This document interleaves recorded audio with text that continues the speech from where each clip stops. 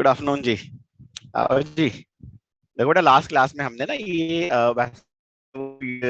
Sorry potential के ring के हमने एक और बड़ा इंटरेस्टिंग टॉपिक कल स्टार्ट किया था कि इलेक्ट्रिक फील्ड डेंसिटी और इलेक्ट्रिक पोटेंशियल में क्या रिलेशन होता है एक्चुअली। ठीक है जी, क्या रिलेशन होता है हमारे पास। तो कंसेप्चुअली तो ये था कि अगर आप इलेक्ट्रिक फील्ड की डायरेक्शन में डिस्प्लेस करोगे तो पोटेंशियल क्या हो जाएगा, कम हो जाएगा। अब वो पोटेंशियल का चेंज कितना होगा वो आप इस इक्वेशन से निकाल सकते हो, जिसको हम negative of the line integral of electric field बोलते हैं, अगर यूनिफॉर्म इलेक्ट्रिक फील्ड हो। तो इस तरह से निकाला जा सकता है, जैसा कि आपके स्क्रीन पे दिख रहा है आपको एक्चुअली, है ना भाई। वेरी गुड जी, क्वेश्चन सॉल्व करेंगे कुछ तो एक आइडिया लगता है भी कैसे अप्लाई करना है इसको। देखो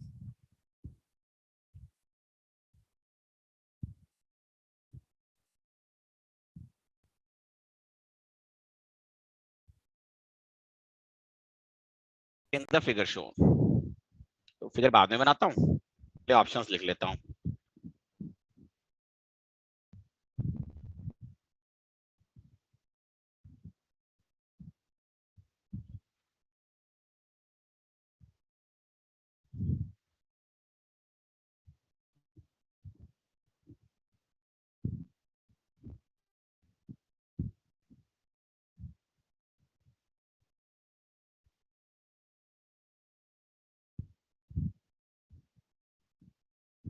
ठीक है जी, दैट्स वेरी गुड।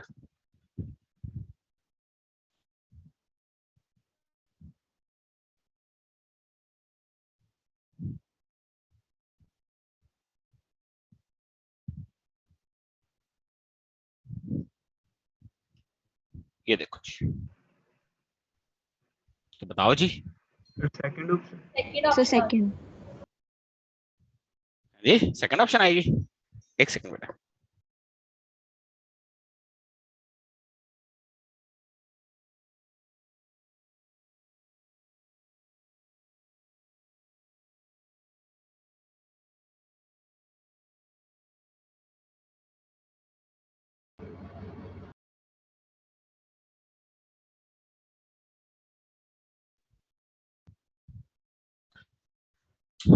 हाँ भाई, सेकंड आंसर आएगा। कैसे आएगा सेकंड आंसर? सर क्योंकि काफी डेंसिटी डेंसिटी ज्यादा ज्यादा इलेक्ट्रिक फील्ड भी ज्यादा हाँ होगी और क्योंकि उसकी डायरेक्शन में है तो फिर वो कम हो जाएगा। हाँ, as density of electric field lines, है ना, density of electric field lines is more at B. तो इलेक्ट्रिक फील्ड इंटेंसिटी बी पे ज्यादा हो जाएगी ए में। Also if we move from A to B,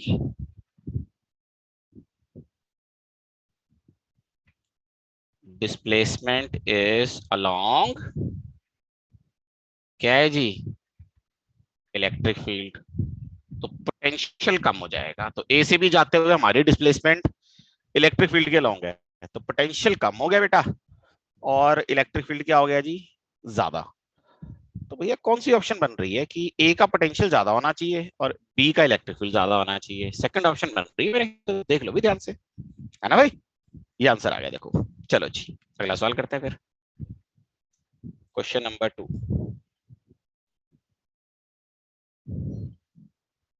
एक सेकंड यार।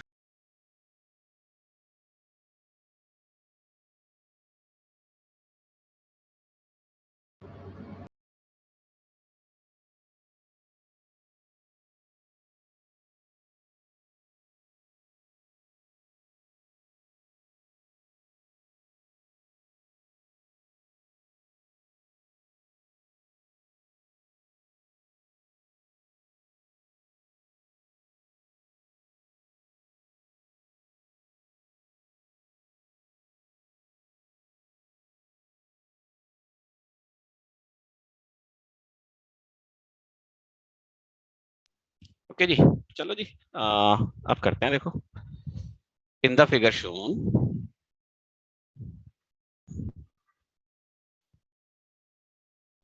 फाइंड VB minus VA, है ना? In the figure shown, find VB minus VA.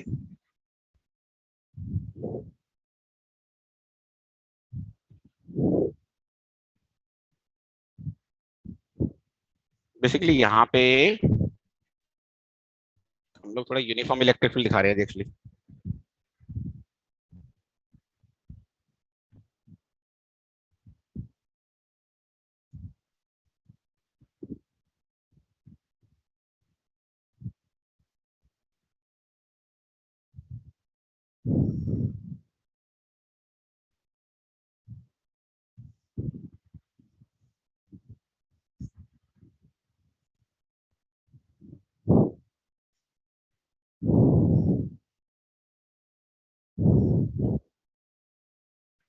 ये एंगल 37 डिग्री है, ये 2 मीटर है, ये पॉइंट बी है, ये पॉइंट ए है, और जो इलेक्ट्रिक फील्ड है आपके पास वो 20 न्यूटन पर कूलम है बेटा।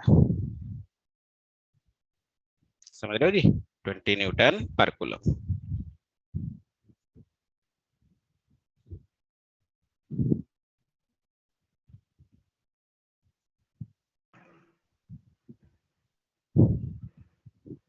Sir -32 volt.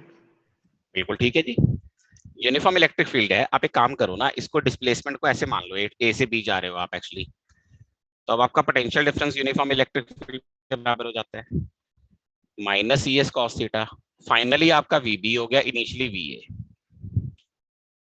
ई कितना है 20, एस कितना है 2, और थीटा कितना है 37 डिग्री। तो यहाँ पे वीबी माइनस वीए कितना हो गया देखो, -40 इंटू 4/5 हो गया ना एक्चुअली, ये 8 हो गया। तो वीबी माइनस वीए किसके बराबर हो जाएगा, -32। वैसे अगर आप यूनिट वाइज देखोगे ना, ये न्यूटन मीटर पर कूलम आ जाएगा, उसको जूल पर कूलम भी लिख सकते हैं, और उसको वोल्ट्स भी लिख सकते हैं एक्चुअली, है ना? तो किसके बराबर हो जाएगा, -32 वोल्ट्स। माइनस का मतलब क्या है कि बी पॉइंट का पोटेंशियल ए से कम रहा होगा एक्चुअली। ठीक है जी। क्वेश्चन नंबर 3,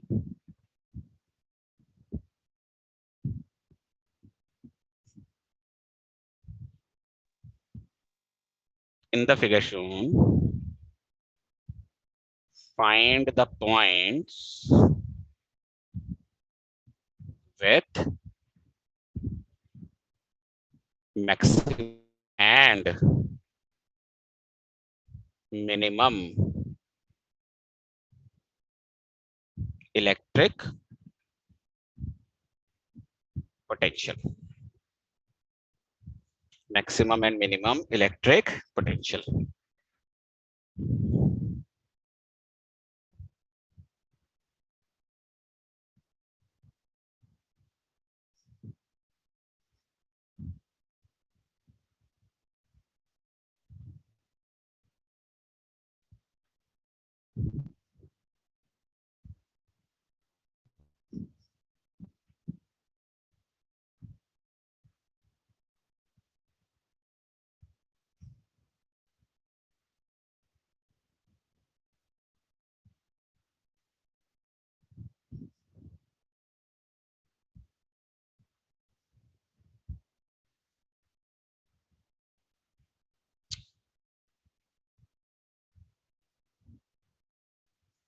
लो जी, ये यूनिफॉर्म इलेक्ट्रिक फील्ड है in which we have 4 points.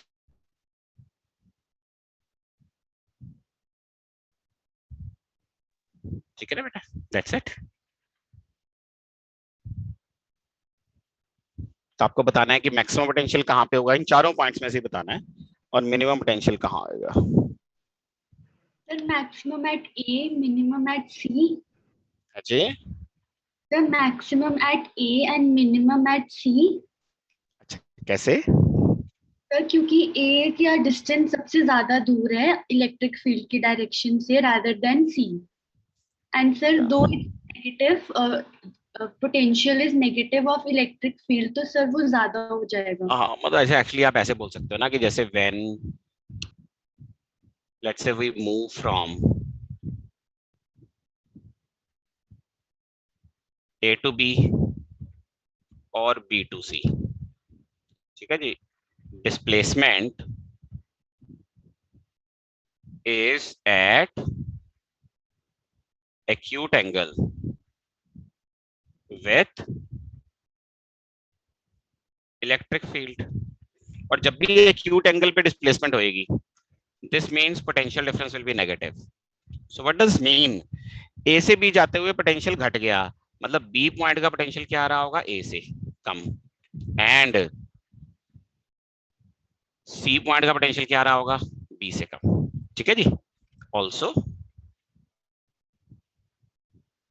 if we move from B to D, B से D जाएंगे तो डिस्प्लेसमेंट कैसे है बेटा, displacement is perpendicular to electric field, बोल सकते हैं ऐसे. और अगर परपेंडिकुलर टू इलेक्ट्रिक फील्ड है, what does this mean actually, कि पोटेंशियल डिफरेंस क्या हो जाएगा, जीरो. तो यानी B और D का पोटेंशियल क्या हो गया, सेम. अब एक इक्वेशन तुम्हारे पास ये है और एक इक्वेशन तुम्हारे पास ये है. अगर इन सारी इक्वेशंस को कंबाइन कर दिया जाए तो आपकी इक्वेशन बनेगी कि A का पोटेंशियल सबसे ज्यादा है, वो B से ज्यादा है, B और D का बराबर है, और B का किससे ज्यादा है, C से ज्यादा है. तो आप देख सकते हो कि मैक्सिमम कहाँ पे आ रहा है, यहाँ पे A पे, और मिनिमम कहाँ पे आ रहा है, ऑटोमेटिकली C पे. बस ठीक है, जैसे बच्चे ने बोला, वो जस्ट ऑब्जर्वेशन से, वैसे तो ऑब्जर्वेशन से ही पता चलना चाहिए. किससे पता चलना चाहिए, ऑब्जर्वेशन से, कि आपका ना ए वाला जो पॉइंट है वो इलेक्ट्रिक फील्ड में सबसे पीछे की तरफ है. अगर आप देखोगे सबसे ज्यादा लेफ्ट वाला जो पॉइंट है, भी सीधी सी बात है, इलेक्ट्रिक फील्ड की डायरेक्शन में तुम जितना ज्यादा मूव करोगे, पोटेंशियल क्या आएगा, उतना ज्यादा कम होएगा. इलेक्ट्रिक फील्ड के अंदर जो पॉइंट इलेक्ट्रिक फील्ड के अपोजिट डायरेक्शन में जितना दूर की तरफ होएगा, उसका पोटेंशियल ज्यादा. तो आप देखोगे इलेक्ट्रिक फील्ड यहाँ राइट में है, तो जो पॉइंट सबसे लेफ्ट में होएगा वहां पोटेंशियल क्या आएगा, सबसे ज्यादा. और जो पॉइंट सबसे राइट में होएगा उसका पोटेंशियल क्या आएगा, सबसे कम होएगा. तो आप देखो कंसेप्चुअली भी आप देख सकते हो कि ए सबसे ज्यादा लेफ्ट में है. इन सभी पॉइंट्स के कंपैरिजन में सबसे ज्यादा लेफ्ट में कौन है, ए, और सबसे ज्यादा राइट में कौन है, सी. तो ये, और इलेक्ट्रिक फील्ड की डायरेक्शन क्या है, राइट साइड है, तो सी का मिनिमम हो गया, ए का क्या हो गया, मैक्सिमम हो गया. एक्चुअली समझ आया बेटा जी. अच्छा ये भी देखो, बीओडी के कंपैरिजन में ज्यादा क्या है, हाँ भाई कोई भी नहीं, तो बीओडी का पोटेंशियल क्या हो गया, सेम हो गया एक्चुअली. ठीक है, चलो जी. Question number 4.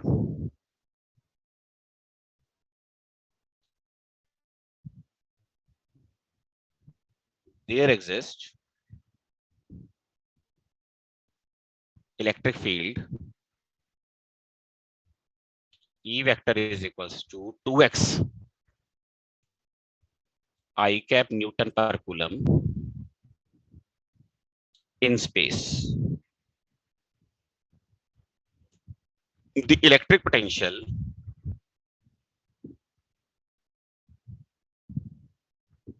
at x equal to 0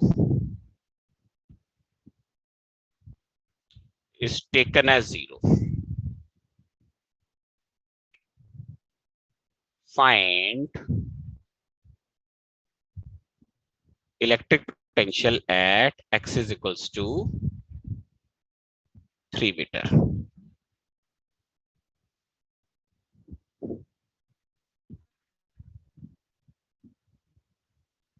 बताओ बेटा जी.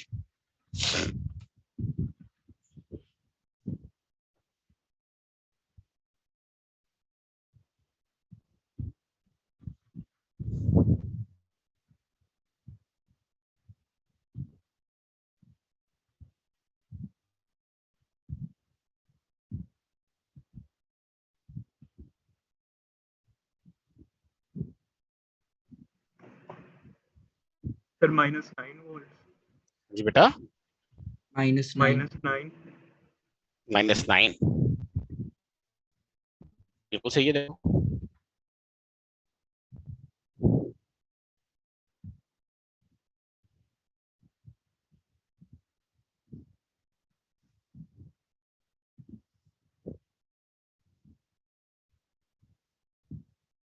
ये देखो जी,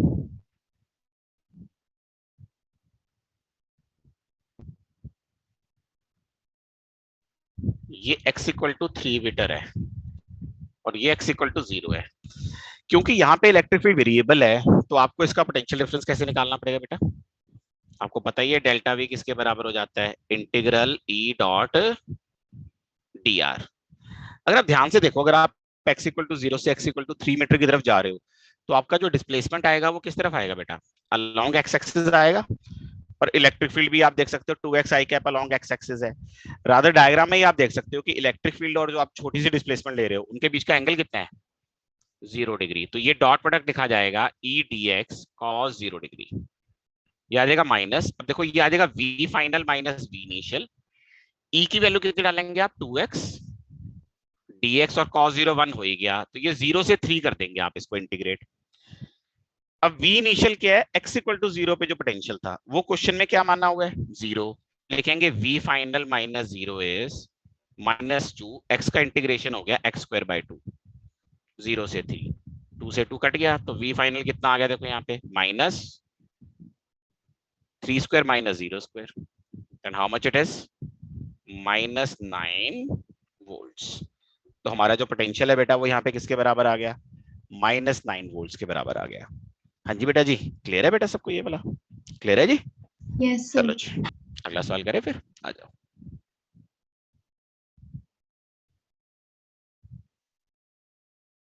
ठीक है जी। देयर एग्जिस्ट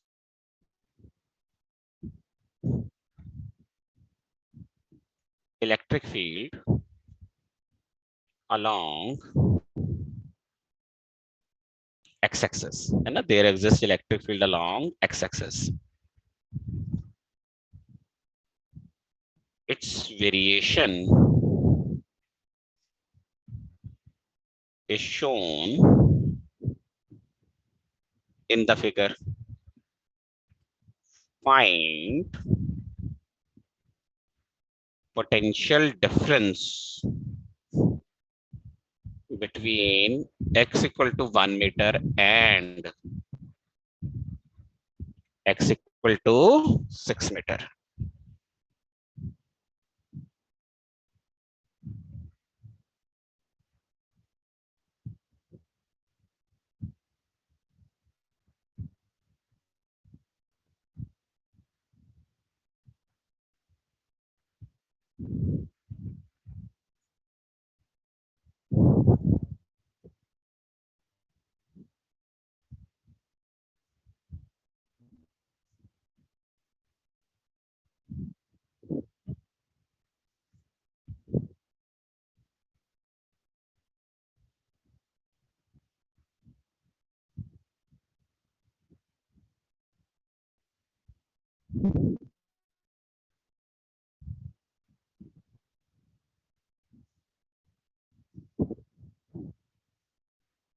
ये इलेक्ट्रिक फील्ड है,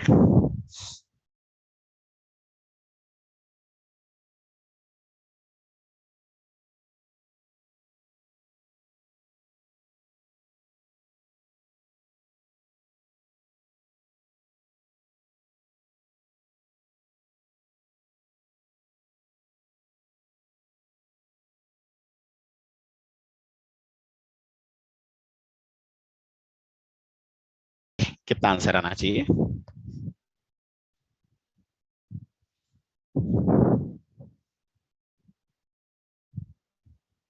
sir -55 volts.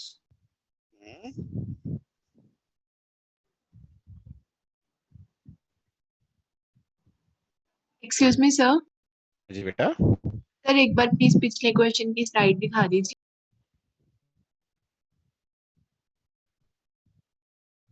Thank you sir. Minus जी माइनस -50। पोटेंशियल डिफरेंस क्या हो जाएगा? E dot D R. यहाँ पे इलेक्ट्रिक फील्ड भी एक्स एक्सिस के अलोंग है और डिस्प्लेस तो आप एक्स एक्सिस के अलोंग ही कर रहे हो। किसी भी ग्राफ में जो ये इंटीग्रल आएगा ये किसके बराबर हो जाएगा? एरिया के ना। तो यानी कि आप जो यहाँ पे पोटेंशियल डिफरेंस ढूंढ रहे हो actually that should be negative of area, बोल सकते हैं ऐसे? एरिया देखो 1 से 6 के बीच में चाहिए, ये वाला एरिया कितना हो गया?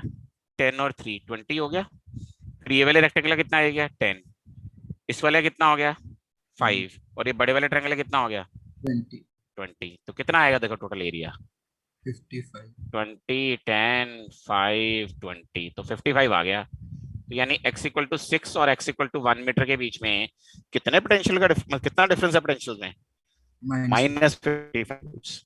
हाँ बेटा जी, वो क्लियर है सबको ये? ठीक है भाई, ठीक है जी, जय हो। अब दूसरा रिलेशन पढ़ेंगे इसके बीच में, electric field as negative of gradient of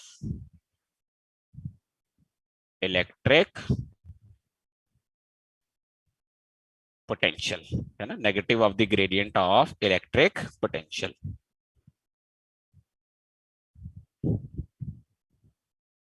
ठीक है जी।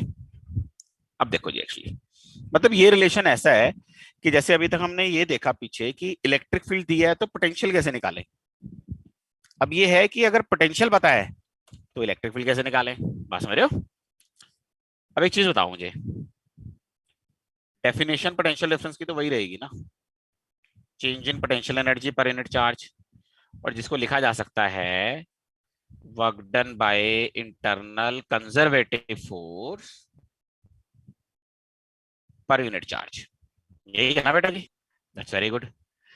अब नॉर्मली होता पता है क्या है, देखो जब आप पोटेंशियल डिफरेंस निकालते हो तो you are finding it for, है ना, let's say a good amount of displacement. लेकिन अगर आप अपने डिस्प्लेसमेंट को बहुत ही छोटा रख लो बेटा, बात समझ रहे हो, if you just keep your displacement infinitely small, तो उतनी स्मॉल डिस्प्लेसमेंट के लिए क्या होएगा देखो मैं बताऊं, for infinitely small displacement dr, ये ऊपर वाली इक्वेशन को पता है क्या लिखा जा सकता है, dv, जो बेसिकली हो जाएगी minus dw by Q not. dw कौन सा, इंटरनल कंजर्वेटिव फोर्स, और उतनी स्मॉल डिस्प्लेसमेंट के लिए वर्क डन क्या लिखा जाएगा, F dot D R by Q not लिखा जाएगा जी एक्चुअली। हाँ भाई, एफ डॉट डी आर किसके बराबर रहेगा, F dot D R by Q not किसके बराबर लिख सकते हैं इसको, माइनस ई डॉट डी आर लिख सकते हैं। अगर इलेक्ट्रिक फील्ड और डी आर के बीच का एंगल थीटा है तो ये हो जाएगा E D R cos theta. Theta क्या है, angle between E and R. ठीक है जी। इसको फिर आप लिख सकते हो E cos theta can be written as minus DV by D R, लिख सकते हैं जी। एंड फाइनली मैं लिख दूंगा E R and that is minus DV by D R. हाँ भाई, लिख लो ऐसे, देख लो, कोई दिक्कत तो नहीं किसी को? यहाँ पे जो स्टेप्स हमने किए हैं वो तो क्लियर है ना, अरेंज किया है चीजों को बस थोड़ा सा। ये जो डीवी बाई डी आर है इसको बोलते हैं पोटेंशियल ग्रेडियंट। क्या बोलते हैं जिसको, पोटेंशियल ग्रेडियंट। ई क्या है जी यहाँ पे,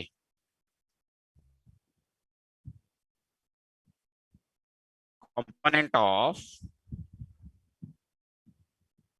electric field along are, component of electric field along R. And what does this negative sign indicates over here? हालांकि indicate वही करता है बट थोड़ा ना बोलने का तरीका हो जाता है एक्चुअली। ठीक है जी, this indicates that electric field will be in the direction of decreasing potential, या in the direction in which potential decreases. अच्छा, यहाँ पे ना एक और छोटी सी बात अगर आपसे डिस्कस करूं, क्योंकि कई बार ना यहाँ पे अगर आप देखोगे, वैसे तो आपको कहीं पढ़ने को मिलेगा नहीं एक्चुअली, बहुत सारी अच्छी बुक्स में ये लिखा होता है कि दिस इंडिकेट्स दैट या electric field will be in the direction in which potential decreases at the maximum rate. Actually असल में क्या होता है कि इस इक्वेशन से हमें इलेक्ट्रिक फील्ड का ना एक कॉम्पोनेंट मिलता है, बात समझ रहे हो? यानी कि अगर आप पोटेंशियल को एक्स डायरेक्शन के एक्स के रिस्पेक्ट में डिफरेंशिएट कर रहे हो तो आपको इलेक्ट्रिक फील्ड का सिर्फ एक्स कॉम्पोनेंट मिलेगा, वाई नहीं मिलेगा, जेड नहीं मिलेगा। तो आपको वाई के रिस्पेक्ट में डिफरेंशिएट करोगे तो वाई कॉम्पोनेंट मिलेगा, जेड के रिस्पेक्ट में करोगे तो जेड मिलेगा। तो अगर मेरे को टोटल चाहिए तो या तो मैं ये करूं कि एक्स वाई जेड तीनों के रिस्पेक्ट में डिफरेंशिएट कर लिया, तीनों कॉम्पोनेंट्स आगे फिर ऐड कर लूं। कंसेप्चुअली क्या हो सकता है कि एक जैसे सोच के देखो कि मान लो हमारे रूम में ना इलेक्ट्रिक फील्ड है, मान लो इलेक्ट्रिक फील्ड एक पर्टिकुलर डायरेक्शन में ही है हमारे रूम में, ठीक है? तो अगर हम हर डायरेक्शन में एक एक मीटर डिस्प्लेस करके देखें तो जिस डायरेक्शन में डिस्प्लेसमेंट के दौरान मैक्सिमम पोटेंशियल चेंज आएगा, क्या ये बोल सकते हैं कि उसी डायरेक्शन में नेट इलेक्ट्रिक एग्जिस्ट कर?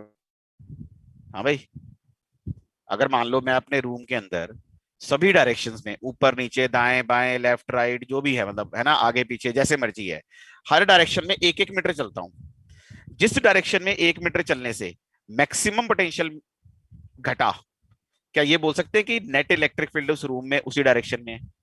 बोलो भाई। Yes. क्यों बोल सकते हैं? क्योंकि पोटेंशियल का चेंज क्या हो जाता है कंसेप्चुअली, माइनस ई D R cos theta type से हो जाता है ना एक्चुअली। तो अगर आपका ये वाला एंगल 0 डिग्री होएगा तो ये कॉस 0 की वैल्यू क्या होएगी?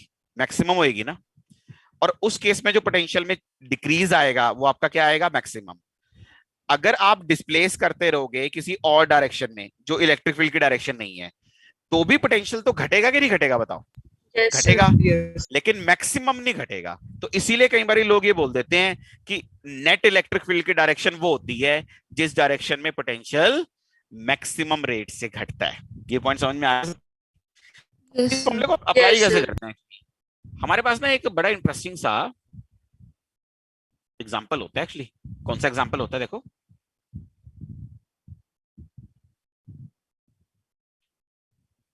for a short dipole on its axis, एक शॉर्ट डायपोल को अगर आप उसके एक्सियल पॉइंट्स पे देखें, देख रहे हो? आप ये बता सकते हो कि एक शॉर्ट डायपोल का एक्सियल पॉइंट पे पोटेंशियल कितना होता है? बोलो भाई। KP by R square. ताजा ताजा पढ़ा है हम लोगों ने, बड़ी अच्छी बात है। अब मैं इलेक्ट्रिक फील्ड निकालना चाहता हूँ पोटेंशियल से, तो मैं इसको with respect to R differentiate कर दूंगा। केपी तो बाहर आ गया, तो आपको डिफरेंशिएट किसको करना पड़ेगा? आर की पावर -2 को। सो माइनस केपी ये हो गया -2 आर की पावर -3। तो देखो जी किसके बराबर आ गया? क्या हमारा इलेक्ट्रिक फील्ड जो होता है शॉर्ट डायपोल का एक्सिस वाले पॉइंट पे यही होता है 2 kp by r क्यूब? यही होता है ना। देखो तो इंटरेस्टिंगली आप देखो कि आप पोटेंशियल के रिलेशन से भी इलेक्ट्रिक फील्ड निकाल सकते हो, ठीक है ना जी। इसी तरह से आप पॉइंट चार्ज के लिए भी करना चाहो तो कर सकते हो। पॉइंट चार्ज का पोटेंशियल क्या होता है? के क्यू बाय आर। डिफरेंशिएट कर लो, आपको वो के क्यू बाय आर स्क्वायर मिल जाएगा एक्चुअली इलेक्ट्रिक फील्ड, है ना भाई। कई बार हमारा पोटेंशियल जो होता है ना वो कोऑर्डिनेट्स की टर्म में दिया होता है। When electric potential is in terms of Cartesian coordinates. Cartesian coordinates कौन से होते हैं भैया? X, Y, Z. X Y Z. तो मान लो वो एक्स वाई जेड में दिया हुआ एक्चुअली मेरा, अभी किस में दिया हुआ है? एक्स वाई जेड में। वैसे आपको याद होएगा कि ये करते कैसे हैं एक्चुअली, क्योंकि हम ये फोर्स वाले केस में तो कर ही चुके हैं, फोर्स और पोटेंशियल एनर्जी। अब Partial. x component of electric field will be minus dv, ये curly v by curly x, y component curly v by curly y। इस तरह की डिफरेंशिएशन को क्या बोलते हैं बेटा? Partial differentiation. पार्शियल डिफरेंशिएशन क्यों बोलते हैं? क्योंकि जब आप x को डिफरेंशिएट कर रहे हो विद रिस्पेक्ट टू x, तो उस टाइम पे क्या आपने कांस्टेंट रखने हैं? y and z are constants, यानी y और z को आपने एज कांस्टेंट ट्रीट करना है। जो with respect to y differentiate करोगे, x और z को आपने कांस्टेंट ट्रीट करना है, और जब with respect to z differentiate करोगे तो x और y को आपने क्या ट्रीट करना है, कांस्टेंट ट्रीट करना है। फिर एक बार आपने ये निकाल लिए ex, ey, ez, इन तीनों का वेक्टर सम करके आप नेट इलेक्ट्रिक फील्ड पता कर सकते हो। कई मेरे बच्चे ना स्केलर सम कर देते हैं, और मैग्नीट्यूड चाहिए तो ऐसे निकाल लोगे। देखो पार्शियल डिफरेंशिएशन हमारे लिए नई नहीं है, क्यों भाई? नहीं है? नहीं तो नहीं है एक्चुअली, पहले की हुई है एक्चुअली, बट फिर भी क्या होता है ना, बच्चे नॉर्मली भूल जाते हैं। एक काम करते हैं ना, मैं एक एग्जांपल लेके यहाँ आ देता हूँ, क्वेश्चन तो करेंगे हम लोग एक्चुअली। मान लो मेरे पास ना x स्क्वायर वाई जेड है फॉर एग्जांपल, पोटेंशियल ऐसे दिया हुआ है। तो देखो जी ex कौन बताएगा जी, कितना आएगा? बोलो भाई। 2x minus 2xyz. देखो y और z तो कांस्टेंट है, प्रोडक्ट में है ना, तो जब प्रोडक्ट में होता है कांस्टेंट तो प्रोडक्ट में ही रह जाता है, और बाकी को डिफरेंशिएट कर दो। x स्क्वायर का डिफरेंशिएशन क्या हो गया? 2x, तो ये आ जाएगा माइनस 2xyz। ey कितना आएगा बताओ यहाँ पे? Minus x. अब किसको कांस्टेंट लेंगे? Minus x square z. x square और z को कांस्टेंट ले लेंगे, x स्क्वायर इंटू z को, और y का डिफरेंशिएशन क्या हो जाएगा? 1। ez कितना हो जाएगा देखो, बोलो जी। Minus x square. minus x square y. x square y को कांस्टेंट ले लिया और z का डिफरेंशिएशन 1। देखो क्लियर है भाई सबको ये कैसे करा हमने एक्चुअली? हाँ भाई। इसके बाद कई बार x y z की वैल्यूज दे रखी होती है क्वेश्चन में, तो वो वैल्यूज डाल दो, फिर ex एक न्यूमेरिकल फॉर्म में आ जाएगा, ey आ जाएगा, ez आ जाएगा। वेक्टर फॉर्म में दिया हो तो ऐसे लिख लो, ex i cap, ey j cap, ez k cap. Magnitude पूछा हो तो ये नीचे square root of ex square, ey square, ez square. क्यों भाई? ठीक है, चलो जी सवाल करके देखेंगे तभी पता चलता है।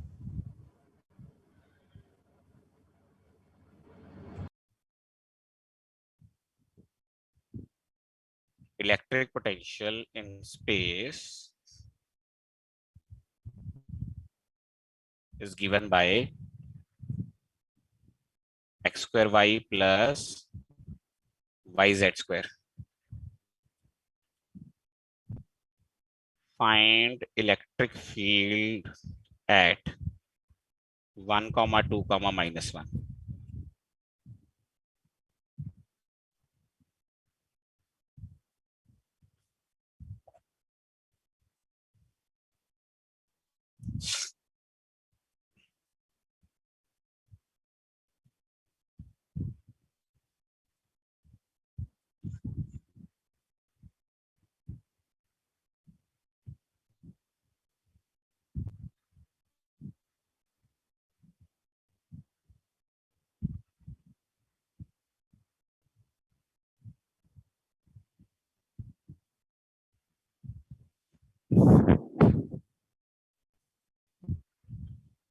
हाँ भाई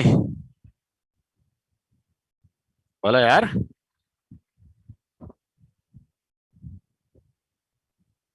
कुछ तो बोलो। ex कितना आएगा?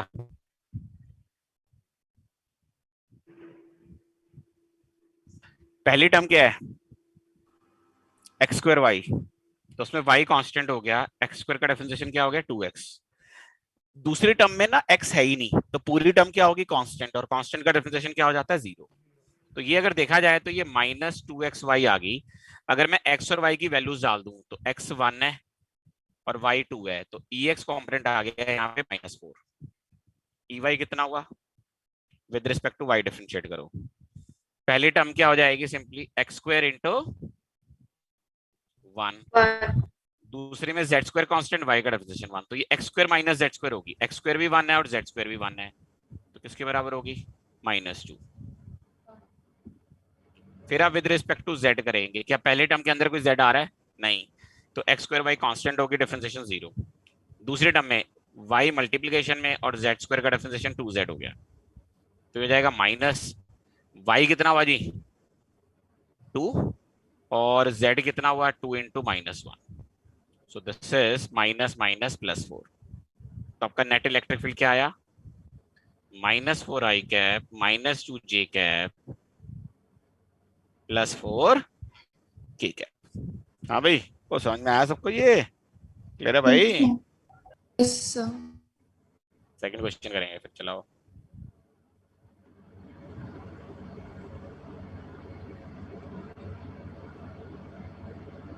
इलेक्ट्रिक पोटेंशियल अभी दिखाता हूँ जी, given by v is equals to x cube y square. Find electric field at 1, -1. Log.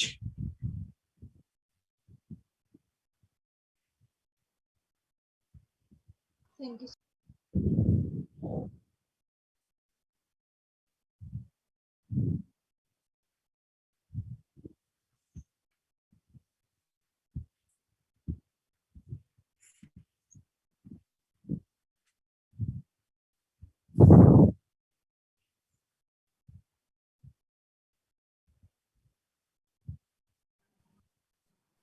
Sir -3 i cap plus 2j cap.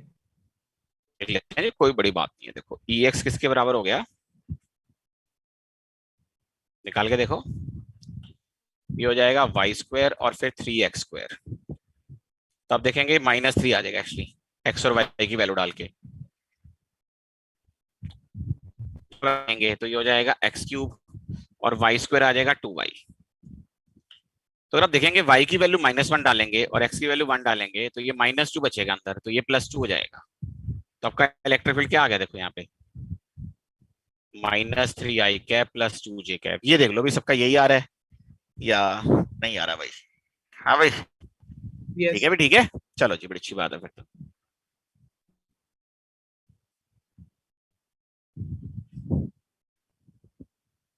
Question number 3।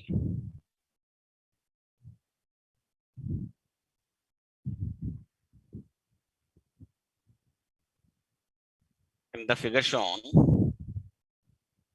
find x component of electric field at x equal to 2 meter.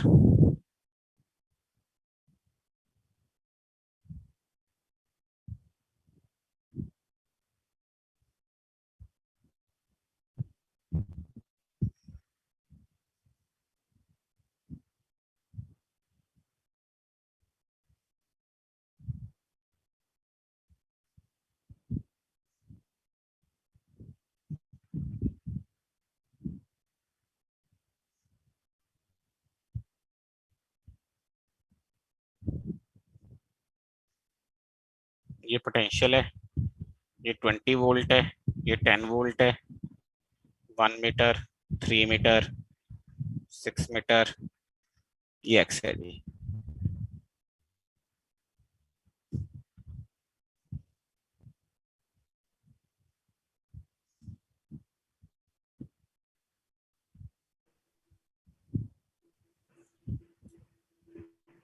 Sir, -5. -5। ये -5. -5 आ रहा है।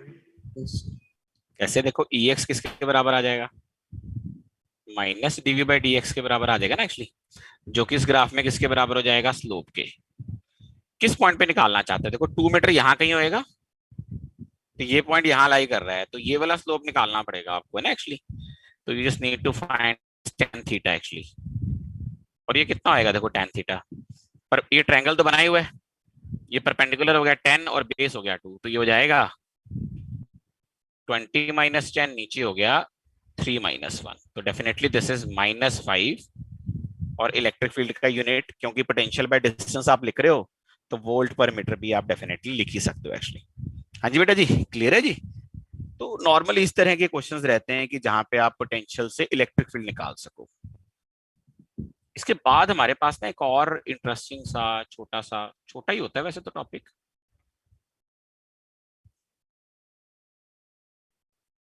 Equipotential surfaces, है ना जी?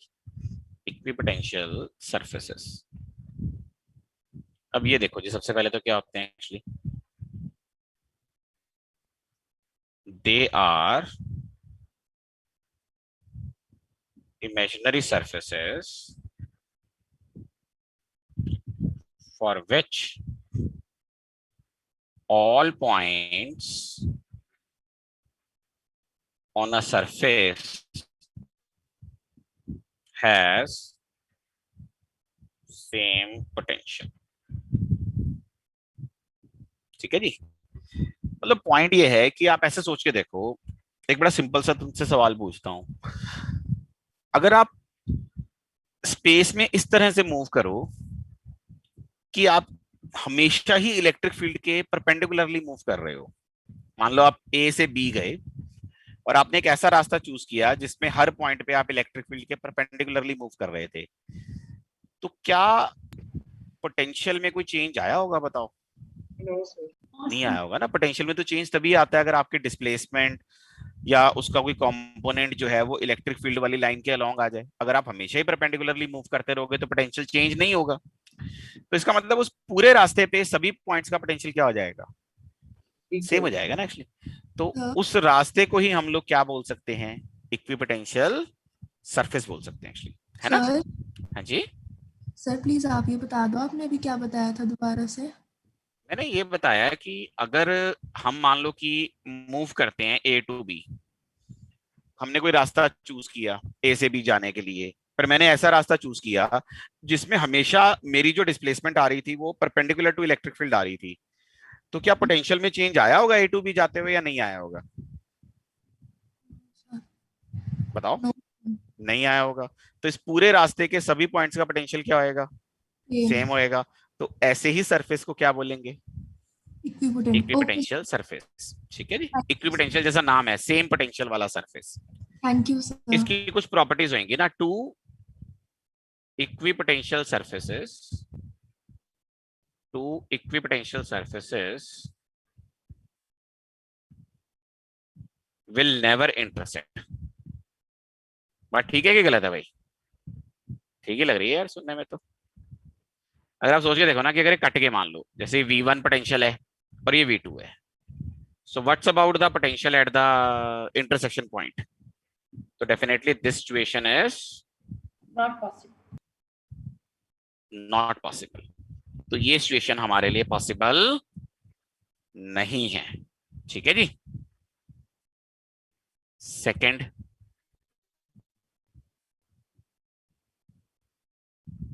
Work done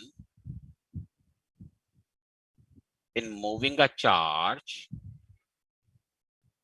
on equipotential surface very slowly is zero। ठीक है जी। अब ये कैसे प्रूव कर सकते हो? बहुत आसान है, देखो वर्क एनर्जी थ्योरम लगाओ, work done by external agent plus work done by field, change in kinetic energy. Very slowly कर रहे हो तो चेंज इन काइनेटिक एनर्जी क्या हो गया? जीरो। तो work done by external agent क्या हो गया? Negative of work done by field, that is change in potential energy, that is जो चार्ज आप मूव कर रहे हो इनटू पोटेंशियल डिफरेंस। यही नहीं हो गया? इक्विपोटेंशियल सरफेस अगर ये है तो इक्विपोटेंशियल सरफेस के लिए पोटेंशियल डिफरेंस क्या होना चाहिए? 0. Same होना चाहिए। पोटेंशियल डिफरेंस तो जीरो ही होना चाहिए, सेम थोड़ी होना चाहिए। पोटेंशियल सेम होना चाहिए, डिफरेंस तो जीरो ही आएगा। तो अगर डेल्टा भी जीरो हो गया तो work done by external agent भी क्या हो गया? Zero. जीरो हो गया, है ना भाई? सेकंड प्रॉपर्टी क्लियर है इसकी? हाँ जी। चलो जी, थर्ड प्रॉपर्टी लिखें। एक मिनट। एक मिनट, लो जी देख लो भाई, चले। Yes sir.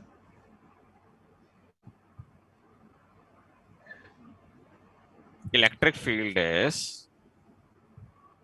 perpendicular to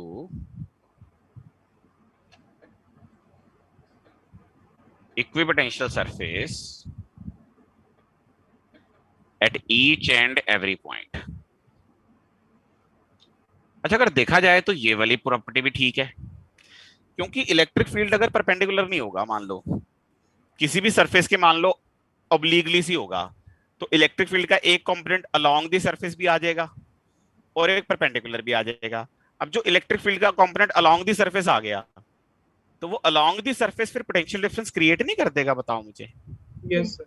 yes sir. कर देगा। तो इसका मतलब इलेक्ट्रिक फील्ड क्या होना चाहिए? हमेशा परपेंडिकुलर। रादर अगर देखें, दिस इज वन वे जिससे हम किसी भी तरह की सिचुएशन में इक्विपोटेंशियल सरफेसेस क्या करते हैं बेटा? ड्रॉ कर लेते हैं। कैसे?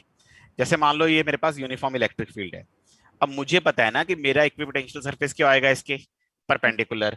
तो आप यहाँ पे एक ऐसा सरफेस नहीं ड्रॉ कर सकते जो इनके परपेंडिकुलर हो? वो ऐसा नहीं बनेगा। देखो यहाँ पे डायग्राम में देखो आप, फिर एक और ड्रॉ करोगे तो ऐसा बन जाएगा, फिर एक और ड्रॉ करोगे तो कैसा बन जाएगा? वो ऐसा बन जाएगा। देखो यहाँ पे, तो यहाँ पे इसका पोटेंशियल मान लो V1 है, इसका V2 है और इसका V3 है। ये गैप हमारे पास DD है। तो यहाँ पे एक चीज देखो, इलेक्ट्रिक फील्ड कांस्टेंट है, यूनिफॉर्म है ना। अगर ये वाला डिस्टेंस भी D है और ये वाला भी D है, तो क्या ये कहना ठीक होगा कि V1 और V2 में जितना डिफरेंस आया होगा उतना ही V2 और V3 में भी आया होगा? बोल सकते कि नहीं बोल सकते? Yes Yes, sir. क्योंकि डिस्टेंस सेम है। तो मैं देखो जी यहाँ पे क्या लिखता हूं, फॉर यूनिफॉर्म इलेक्ट्रिक फील्ड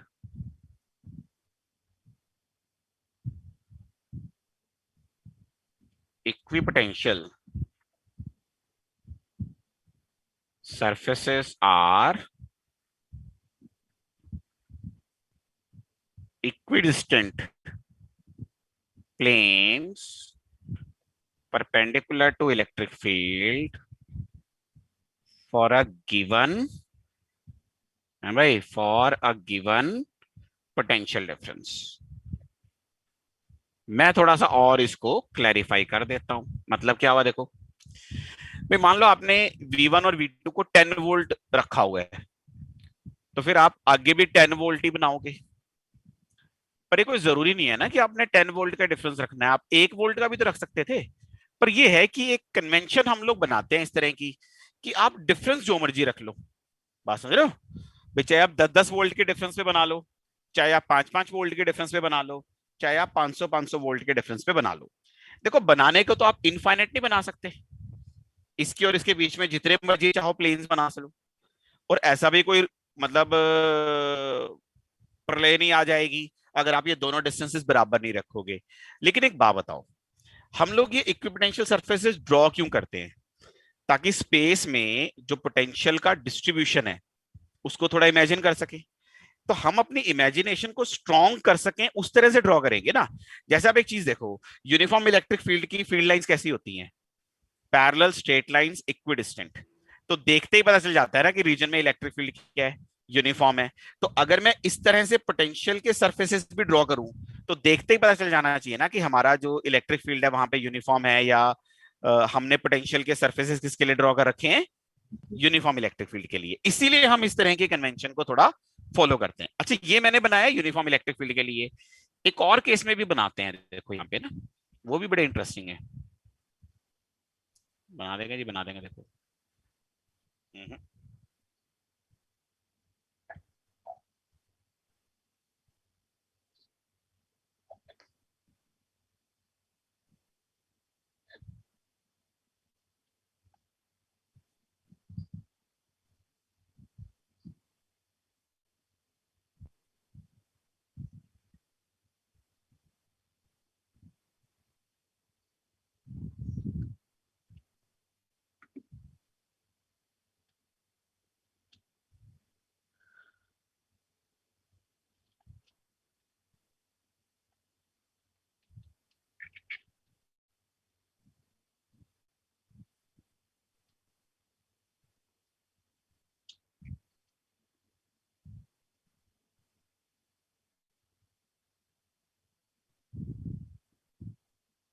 अंदाजा तो आपने लगा ही लिया होगा इसके लिए ये।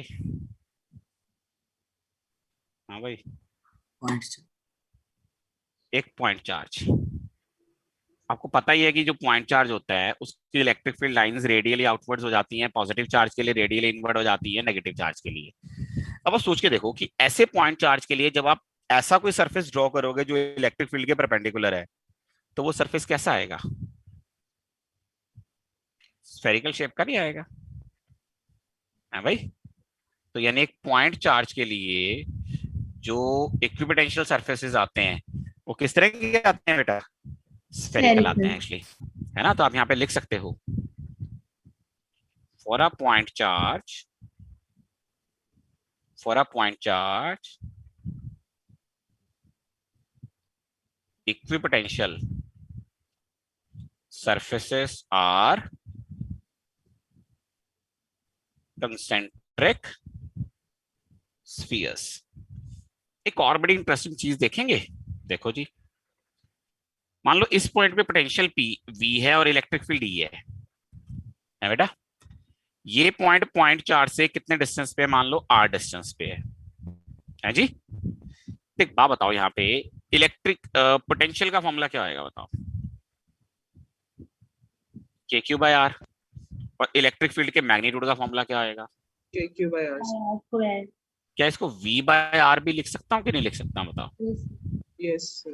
लिख सकता हूँ ना। तो न्यूमेरिकली एक पॉइंट चार्ज के लिए किसी भी पॉइंट पे उसका इलेक्ट्रिक फील्ड जो होता है मैग्नीट्यूड वाइज उस पॉइंट के पोटेंशियल बाय आर के बराबर हो जाता है एक्चुअली, है ना? That's also very interesting kind of a relation जो हमें यहाँ पे देखने को मिलता है एक्चुअली। देखो बेसिकली इक्विपोटेंशियल सरफेसेस की बहुत ज्यादा प्रॉपर्टीज नहीं होती हैं, यही तीन प्रॉपर्टीज होती हैं एक्चुअली। इक्विपोटेंशियल सरफेसेस के टॉपिक के ऊपर जो क्वेश्चंस होते हैं ना, वो क्वेश्चंस ना प्रॉपर्टीज के ऊपर कम और इलेक्ट्रिक फील्ड और पोटेंशियल के रिलेशन के ऊपर ज्यादा होते हैं। कई बार बच्चे ना गलती भी करते हैं एक्चुअली, बच्चों को लगता है भी ये टॉपिक इक्विपोटेंशियल सरफेस का है तो इसमें इन तीन प्रॉपर्टीज पे क्वेश्चन पूछे जाएंगे, जबकि वो क्वेश्चन किस होता है? इलेक्ट्रिक के ऊपर। तो मतलब मैं आपको पहले ही बता रहा हूँ कि मैक्सिमम क्वेश्चंस यहाँ पे इलेक्ट्रिक फील्ड और पोटेंशियल पे ही होते हैं। देखो प्रॉपर्टीज पे क्वेश्चन बनाएंगे भी क्या, थ्योरेटिकल से तो प्रॉपर्टीज हैं, इन पे ये वर्क डन का एक क्वेश्चन इसका बना लेंगे, बी वर्क डन जीरो होता है, पॉजिटिव होता है, नेगेटिव होता है, इंटरसेक्ट कर सकते हैं नहीं कर सकते, एक इसका बना लेंगे भी इलेक्ट्रिक फील्ड परपेंडिकुलर होता है कि नहीं होता है। बहुत ज्यादा क्वेश्चन बनते नहीं है ना एक्चुअली, करके देखते हैं जैसे ही बनते हैं, पर होते बड़े पॉपुलर क्वेश्चंस है। मतलब ये नहीं है कि नहीं इसके क्वेश्चंस नहीं होते या नहीं आते, ऐसा कुछ नहीं है actually. In the figure few equipotential surfaces are shown. Find the point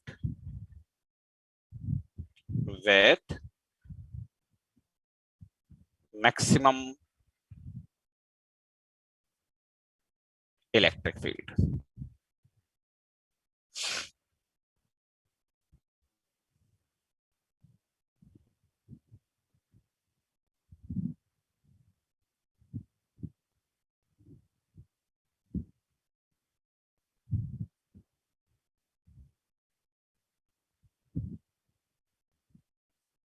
ये पॉइंट ए है, ये पॉइंट बी है, ये पॉइंट सी है और ये वाला पॉइंट डी है।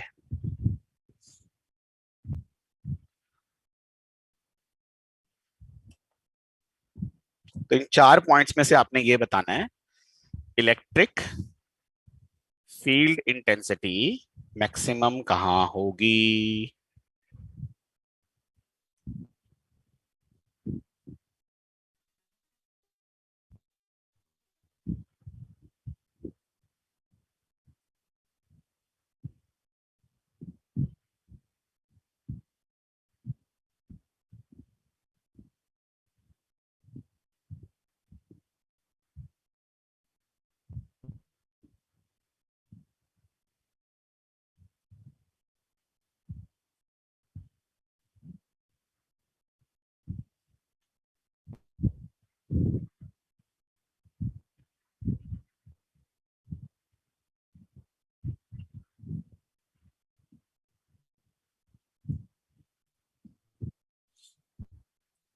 हाँ भाई देखो जी, इलेक्ट्रिक फील्ड क्या होता है बेटा? हाँ जी बेटा जी, minus DV by D R. अच्छा एक चीज बताओ, जैसे ये पहला सरफेस और दूसरा सरफेस, इनके बीच का डिफरेंस 10 वोल्ट है, दूसरे और तीसरे में भी 10 वोल्ट है, और तीसरे और चौथे में भी 10 वोल्ट है। For given DV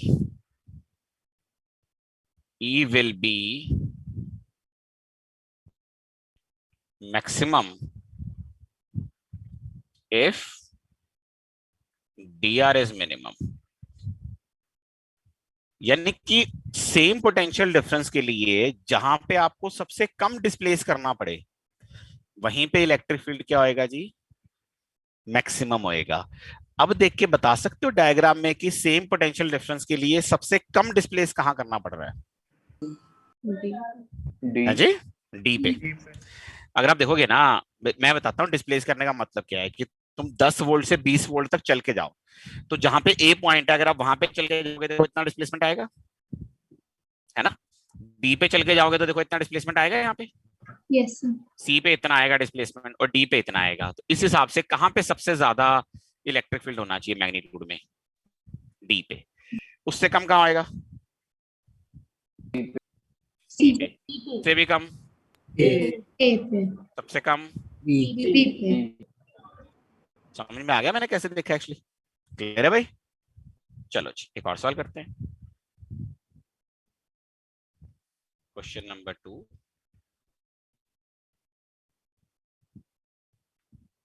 Figure shows few equipotential surfaces। ठीक है जी। Find electric field in the region, है ना? Find electric field in the region।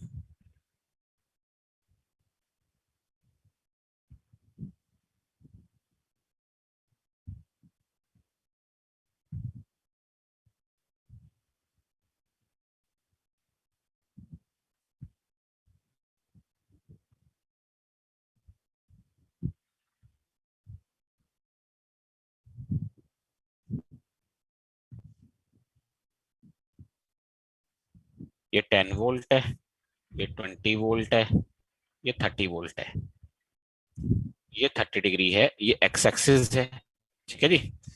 और ये वाला point x equal to 10 centimetre है, ये वाला 20 सेंटीमीटर है, और ये वाला 30 सेंटीमीटर है।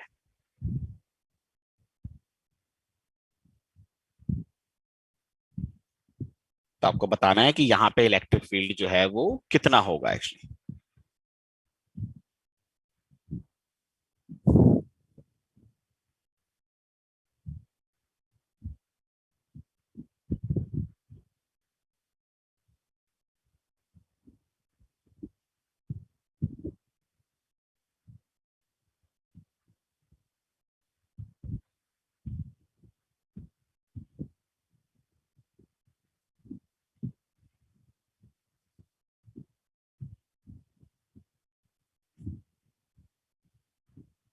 अच्छा एक बात बताओ, क्या यहाँ पे ये इक्विपोटेंशियल सरफेसेस इक्विडिस्टेंट प्लेन्स हैं या नहीं है? हाँ भाई, Yes. here equipotential surfaces are equidistant planes with potential difference 10 volts। So क्या ये बोल सकते हैं कि इलेक्ट्रिक फील्ड यहाँ पे यूनिफॉर्म होगा? बोल ही सकते हैं एक्चुअली। अच्छा, इलेक्ट्रिक फील्ड हमेशा इक्विपोटेंशियल सरफेस के परपेंडिकुलर होता है कि नहीं होता? बताओ भाई, होता है? एक बात बताओ, यहाँ पे इनके परपेंडिकुलर मैंने लाइन ड्रॉ कर दी, देखो ऐसे। So just drew the line perpendicular to them, ऐसे दिखा दी मैंने ड्राइंग। मुझे एक चीज बताओ, ये इलेक्ट्रिक फील्ड की डायरेक्शन किस तरफ होगी? लेफ्ट सी की तरफ होगी, राइट की तरफ होगी? हाँ भाई, मतलब ये इधर को आएगी या नीचे को आएगी, मतलब लेफ्ट की तरफ। ऊपर को। ऐसे ये होएगी इलेक्ट्रिक फील्ड की डायरेक्शन। ये कैसे पता चला? सर कम हो रहा है उस साइड। हाँ, उस साइड पोटेंशियल कम हो रहा है। अब मुझे इलेक्ट्रिक फील्ड निकालना है, वो मैं कैसे निकालूं? देखो यूनिफॉर्म इलेक्ट्रिक फील्ड है, तो आपको पता ही है अभी यूनिफॉर्म इलेक्ट्रिक फील्ड के लिए पोटेंशियल डिफरेंस किसके बराबर हो जाता है? Minus E S cos theta. तो अब आप एक काम करो ना, डिस्प्लेसमेंट ले लो। कुछ कैसे लोगे मैं बता देता हूँ। मान लो कहीं से भी ले लो, इट रियली डजंट मैटर। जैसे मान लो कि आप एक पॉइंट आपने ये ले लिया, देखो आई, और एक पॉइंट आपने ये ले लिया एफ, तो आपकी डिस्प्लेसमेंट देखो यहाँ पे कितनी आ जाएगी, इस तरफ आ गई। देखो ये डिस्प्लेसमेंट, हाँ भाई, ये आगे डिस्प्लेसमेंट। बस कोई भी ऐसे डिस्प्लेसमेंट ले लो जिसमें आपको ना इनिशियल और फाइनल पोटेंशियल्स पता हो। ऑब्वियसली बात है ना बेटा, तुम्हें निकालना क्या है ई, तो तुम अपनी कोई डिस्प्लेसमेंट अज्यूम करोगे, तुम्हें पोटेंशियल डिफरेंस पता होने चाहिए और थीटा पता होना चाहिए, तभी निकलेगा ना ई। तो निकल जाएगा देखो यहाँ पे। तो अब आपका देखो क्या हो जाएगा यहाँ से, पोटेंशियल डिफरेंस फाइनल पॉइंट पे पोटेंशियल कितना है तुम्हारा 20, इनिशियल पॉइंट पे पोटेंशियल कितना है 30, माइनस ई, डिस्प्लेसमेंट आई कितनी है तुम्हारी, न्यूमेरिकली बताओ। हाँ भाई, -10। -10 का कोई मतलब नहीं ना, यहाँ तो नंबर ही है ना, मैग्नीट्यूड है ना ये तो। 10 सेंटीमीटर, 10/100 आ गई कॉस ऑफ। अब इलेक्ट्रिक फील्ड और ये वाला एंगल बता दो बस, ये एंगल कितना आएगा? 60 डिग्री। ये 60 डिग्री होगा बस जी बस। तो ये कॉस 60 डिग्री हो गया। तो इसका मतलब यहाँ से आ गया -10, ये आ गया e/10, और कॉस 60 डिग्री कितना हो जाता है 1/2। तो यहाँ से आपका इलेक्ट्रिक फील्ड क्या 200 वोल्ट पर मीटर नहीं आ गया? एक और चीज, इस इलेक्ट्रिक फील्ड का एक्स एक्सिस के साथ एंगल कितना आएगा, ये वाला 120 डिग्री। तो आप लिख सकते हैं ना 120 degree with positive x axis, है ना, 120 degree with the positive x axis.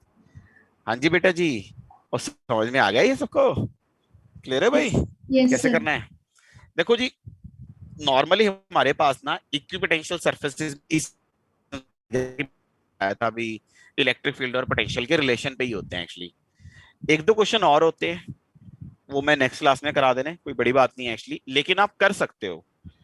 तो आप एक काम करेंगे, आरपीएस कर लेंगे आप 1 to 4, 1 2 3 4, चारों आरपीएस कर लेंगे।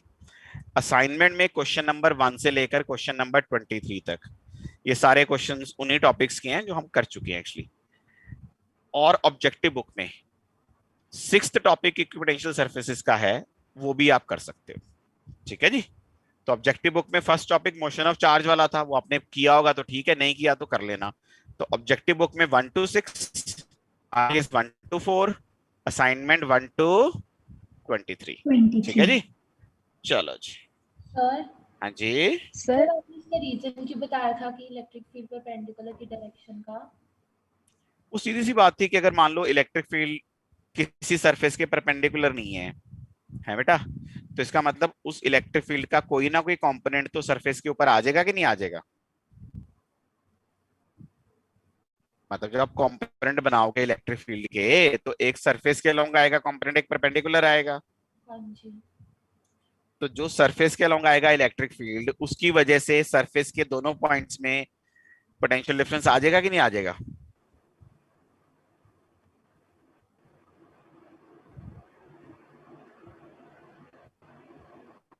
हाँ जी अक्षिका जी। सर पता ही नहीं चला। नहीं, आप बताओ ना, आप ये बताओ कि इलेक्ट्रिक फील्ड के अलोंग मूव करने से पोटेंशियल डिफरेंस आता है या नहीं आता? आता है। तो अगर इलेक्ट्रिक फील्ड का कोई भी कंपोनेंट सरफेस के अलोंग आ गया, तो मान लो सरफेस पे आ गया इलेक्ट्रिक फील्ड, तो सरफेस पे जब उस इलेक्ट्रिक फील्ड के अलोंग मूव करो, तो सरफेस के पॉइंट्स में पोटेंशियल डिफरेंस आ जाएगा कि नहीं आ जाएगा? हाँ जी। तो इसका मतलब इलेक्ट्रिक फील्ड आना चाहिए इक्विपोटेंशियल सरफेस के ऊपर या नहीं आना चाहिए? सर ये तो पता चल गया कि वो यूनिफॉर्म आएगा, वो सारा पता चल गया। आपने अरे कहा कुछ नहीं पता चला तेरे को, मैं जो बोल रहा हूँ उसका जवाब नहीं दिया, आपको बता दिया मैंने आपसे जो इतना डिस्कशन किया, इसमें मैंने क्या बोला कि सरफेस के ऊपर इलेक्ट्रिक फील्ड आना चाहिए कि नहीं आना चाहिए? आना चाहिए। अगर सरफेस फील्ड आ गया, पोटेंशियल फिर किस बात का इक्विपोटेंशियल सरफेस? हाँ भाई, इक्विपोटेंशियल सरफेस का मतलब क्या हुआ? क्या हुआ इक्विपोटेंशियल सरफेस का मतलब क्या हुआ, मतलब कि पोटेंशियल सेम होना चाहिए कि डिफरेंट होना चाहिए? सेम होना इसका चाहिए। मतलब ये हुआ कि आप सरफेस के ऊपर किसी भी दो पॉइंट्स के बीच में मूव करोगे, उन दो पॉइंट्स के बीच में कहीं पे भी इलेक्ट्रिक फील्ड नहीं होगा ना। अगर होता तो फिर पोटेंशियल सेम कैसे हो पाता है भाई? अब अपना बता दो, आपको क्या लग रहा है? मैंने तो समझा दिया अपनी तरफ से तो भाई। अभी आपको क्या समझ में आया वो बताओ भाई, आप क्या कंफ्यूजन आप? सर जैसे आपने पूछा नहीं था डायरेक्शन के बारे में। डायरेक्शन तो एक अलग चीज है। डायरेक्शन तो इक्विपोटेंशियल सरफेस के परपेंडिकुलर होती है, जैसे हमने डायग्राम में दिखा रखी है, देखो। ये जो ई वेक्टर आ रहा है और जो ये काले वाले हैं हमारे, ये आपस में परपेंडिकुलर है या नहीं है? हाँ सर। हाँ, फिर अब बताओ क्या इसमें है, क्या डाउट है इसमें अब? मतलब आपको यही डाउट है ना कि परपेंडिकुलर ही क्यों है? नहीं सर वो तो पता चल गया क्योंकि इक्वी डिस्टेंस का आपने बताया था जो थर्ड पॉइंट अपन ने किया था अभी। नहीं नहीं नहीं नहीं, थर्ड पॉइंट में मैंने ये बताया था भी इलेक्ट्रिक फील्ड यूनिफॉर्म होना चाहिए। परपेंडिकुलर क्यों है वो शायद आपको अभी भी नहीं पता चला, या इसमें क्या नहीं पता चला मेरे को यही बता दो। अच्छा, क्या नहीं पता चला? मे बी कुछ पता चल गया, कुछ नहीं चला। हाँ जी, मुझे ये बता दो कि इसमें क्या कंफ्यूजन क्या हो रही है एक्चुअली, मैं बता देता हूँ फिर क्लियर कर देता हूँ बेटा वो। सर जो आपने पूछा ना परपेंडिकुलर क्यों है वो पॉइंट। नहीं, अभी मैंने जो समझाया कि परपेंडिकुलर क्यों है वो अभी भी नहीं समझ में आया? नहीं। जय हो। चल देख, ये इक्विपोटेंशियल सरफेस है मान ले, ठीक है? तो इसके लिए v क्या है, कांस्टेंट है। इसको उल्टा ले लो भी, मान लो आपका इलेक्ट्रिक फील्ड परपेंडिकुलर नहीं है। मान लो इलेक्ट्रिक फील्ड ऐसे है भाई, परपेंडिकुलर नहीं है तो ऐसे ही कुछ होएगा, हाँ जी। होएगा। वेरी गुड जी। इस इलेक्ट्रिक फील्ड के दो कंपोनेंट्स आ जाएंगे, यस। एक ऐसे आ जाएगा और एक ऐसे आ जाएगा एक्चुअली। हाँ जी। हाँ भाई, यस सर।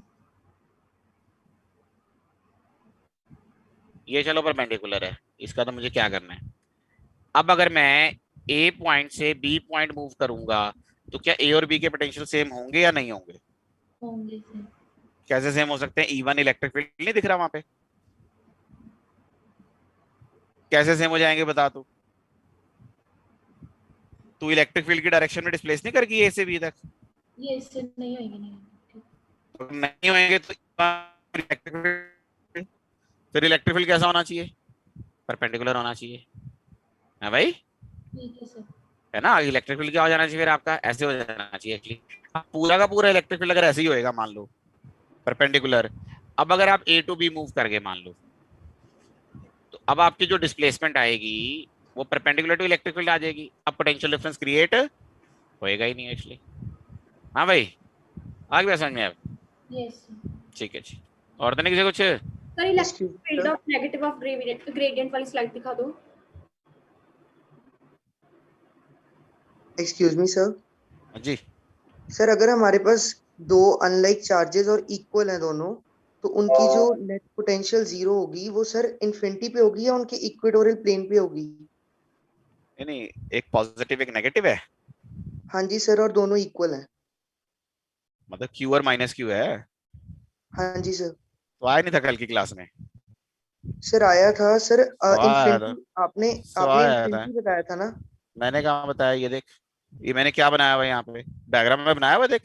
एक प्लस क्यू चार्ज, एक माइनस क्यू चार्ज है, पोटेंशियल जीरो कहाँ पे दिखाया हुआ है? कहाँ दिखाया हुआ है potential zero? Sir equatorial plane पे। हाँ, तो मैंने कहा इन्फिनिटी बोला फिर।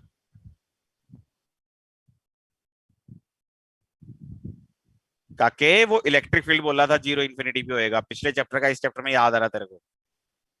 Okay sir okay. वो इलेक्ट्रिक फील्ड वाला याद आ रहा है, पता नहीं कितने दिनों बाद जाग रहा है तू।